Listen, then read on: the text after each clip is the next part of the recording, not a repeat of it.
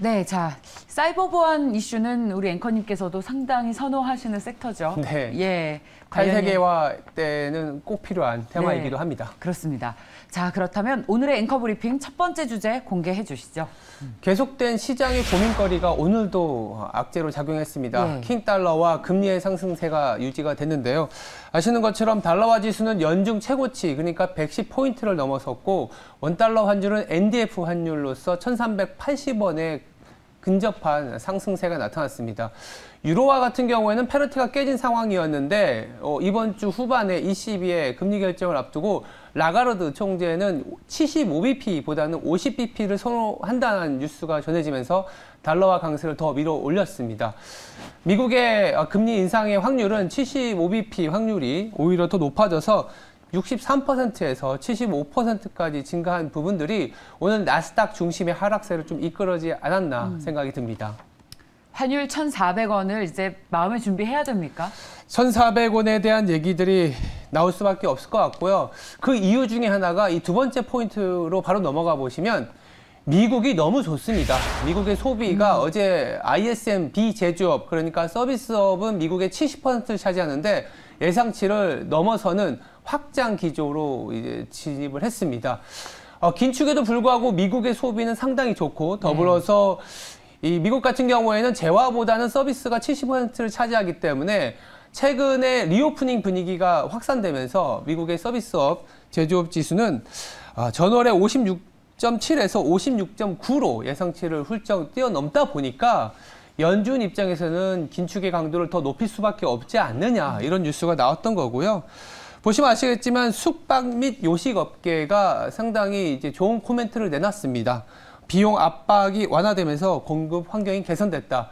미국은 정말 뭐 다른 나라들은 사실 좀 굉장히 힘든 상황이지만 킹달러 시대를 맞이해서 소비도 괜찮고 긴축도 그나마 버틸 수 있는 그런 거의 유일한 경제 시스템이 아닌가라는 생각도 듭니다. 그래요. 모든 여건이 뭐 결국에는 또 이번에도 미국이 수혜를 받고 달러도 오르고 뭐 그런 좀 씁쓸한 거시 환경인데. 근데 이제 미국 같은 경우에 이렇게 좋은 뉴스들은 있지만 또 지수 자체는 하락을 했거든요. 맞습니다. 그러니까 긴축을 계속 할 수밖에 없는 상황은 성장이 둔화될 수밖에 없다라는 얘기가 또 확산이 됐고, 그나마 그 중에서도 또 눈에 띄는 섹터들이 있었어요. 바로 우리가 항상 얘기했었던 뭐 리오프닝과 에너지 쪽입니다.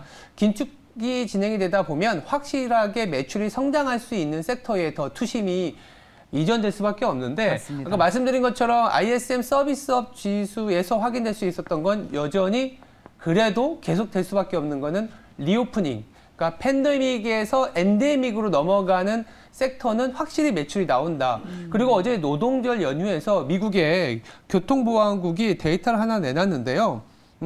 코로나 이전 수준인 240만 건의 여행객이 들어왔다고 합니다. 그래서 드디어 이제는 뭔가 외부의 여행객 그리고 내부적인 리오프닝에 대한 효과가 확실하게 올라왔다라는 얘기를 할 수 있는 거고, 그러다 보니까 유나이티드 에어라인을 비롯한 항공주가 상당히 좋았습니다.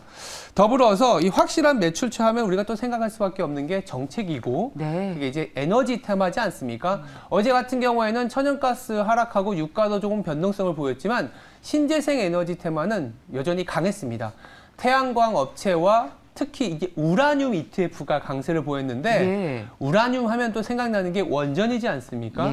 그러니까 어제 그리고 노동절 연휴 동안에 미국의 캘리포니아주가 블랙아웃, 대규모 정전 사태를 우려해서 비상사태를 선포했는데요. 그러면서 이제 원전의 수명을 조금 더 늘리는 그런 법안을, 아니면 그런 이슈를 제기했습니다.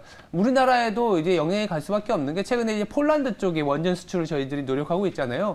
글로벌리 원전 테마가 다시 조금은 올라오는 거 아닌가라는 생각도 듭니다. 확실한 매출, 그렇다면 원전 관련 회사에서 아이디어를 찾아볼 수 있겠네요. 네, 원전과 리오프닝이 어제는 조금 화두였습니다. 네, 좋습니다. 자, 여기까지 듣겠습니다. 지금까지 앵커 브리핑이었습니다.